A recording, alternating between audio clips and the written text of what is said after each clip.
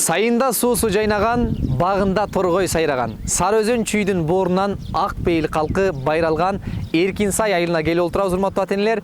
Билесиздер, бул жакта да жайкы Куран курсу жана лагерь уюштурулган. Азыр биз ушундай бир кооз жаратылыштын коюнунда эс алып жаткан инилерибиз менен жолугуп, лагерь кандай өтүп жатат, ошону билип беребиз. Андыктан экрандан алыспай туруңуздар. Кеттик жүрүңүздөр. Мына азыр учурда биздин инилерибиз Эркин сай айылында бассейнге түшүп атат. Биз ушул учурдан пайдаланып, инилерибизди жарыштырайын деп чечтик. Мына Альбени деген шоколадты азыр кимиси биринчи келсе ошого байгеге беребиз. Даярбызбы инилерим? 1 2 3 машалла. О, машалла, мына оң тараптан биринчи келди гана.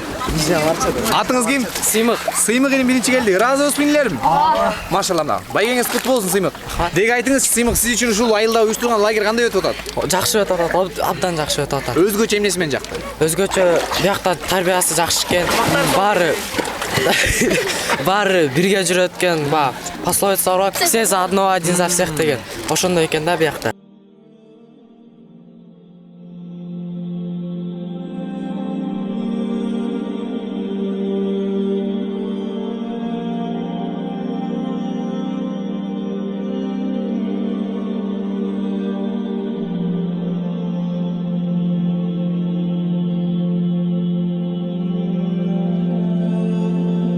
Эми 4-нчи жамаатка суроо берели. Сиздер канчанчы жамаат? 2-нчи жамаатка дагы суроо.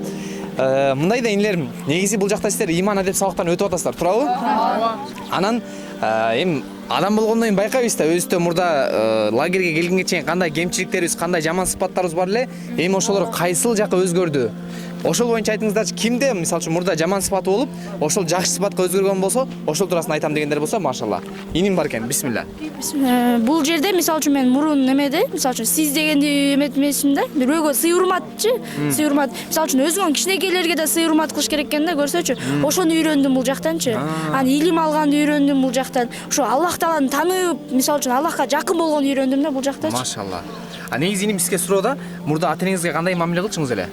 Мындай телефон көрүп атканда менчи мындай ата-энем сурачу да, буга жардам берип кой дегенде мен азыр дечим да, азыр деп ошол менен көп убакыт өтчү да. Азыр мен түшүндүм ата-эне кандай эме экен да, бардык экенчи. Ошон үчүн ата-энеңизге дайыма жардам берип туруш керек экенбиз. Азыр эмес, сразу барыш керек экенбиз да, макул депчи. Бир айттырган. Бир айтканда всё бүттү, болду дегенде телефонду өчүрдү сразу. Аллах акбар, иним чоң пайда алыптыр.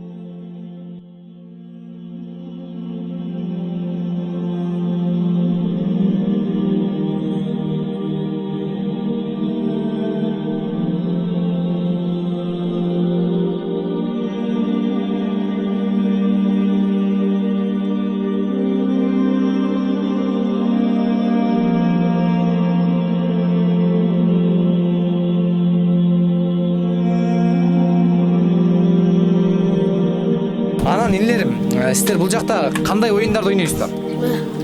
Теннис ойнайбыз, футбол ойнайбыз, волейбол ойнайбыз, орто топ ойнайбыз. Орто топ. Эмнелерди минесиздер? Ат, төө, пони. Азыр учурда шашка ойноп аткан экенсиздер, э? Эми ушу айтыңыздарчы, инилерим, шашка ойногондун максаты эмне? Ой жүгүртүп, решимость деген да. Сиз ошентип ойлойсуз? Мээге тренировка. Мээге тренировка. Сиз? Мээге тренировка, анан биз мындай умныйраак болобуз. Анан Кыргызстан өнүгүшүнө көбүрөөк салым кошобуз. Ушундай балдар көбөйсө.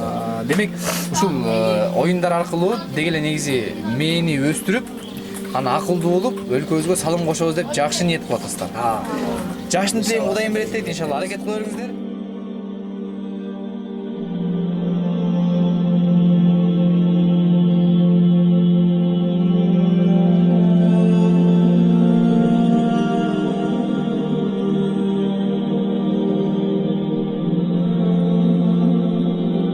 Тут я узнала очень много о том, что типа тут все сплоченно, все делаем вместе, идем, кушаем, спим, идем, состязаемся с кем-то. И это, знаете, это вырабатывает для социума очень хорошее дело.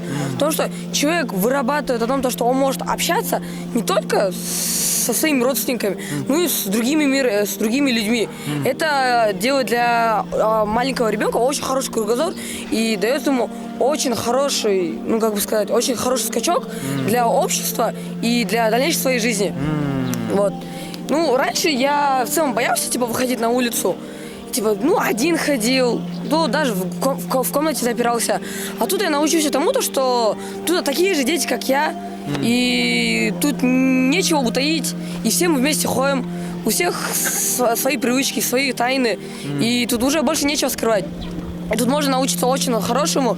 И самое хорошее в том, что это не просто обычная школа, либо обычный лагерь, а именно, в котором мы обучаемся исламу, и у нас становится сильный иман, и мы идем ближе к Аллаху. Обучаемся Корану, намаз читаем. Особенно вот именно намаз. С тем, что раньше я не читал его, мне было лень. Ну, было типа читал и не читал. Урматтуу ата-энелер, мына инелерибиз бир жолу салам айтайлычы ата-энелерибизге, бизди көрүп атат да. Ассаламу алейкум. Мына караңыздарчы, балдарыңыздар бул жакта баардыгы тең жүздөрү нурланып, баба иним айткандай, Куранды окушуп, ошо менен биргеликте ушундай бир кооз жаратылыштын койнунда эс алышып, азыр тим эле көңүлдөрү көтөрүлүп, балдар, сүйүнүп турган мезгили. Азыр биз балдар менен маектештик, кандай нерселерди үйрөндү, эмне деген пайдаларды алды. Карап көрсөк, бир мынчалык бир канча дээрлик бир 2 эле жума болду. Ушул 2 жуманын ичинде ала албай турган пайдаларга жетишиптир да. Ошого иншалла дуа кылып туруңуздар, дагы да колдоп коштоп, инелерибиздин ушул лагерди ийгиликтүү аяктоосу үчүн өзүңүздөрдүн көмөгүңүздөрдү көрсөтүп, ар убакыт бизди колдоп коштоп туруңуздар.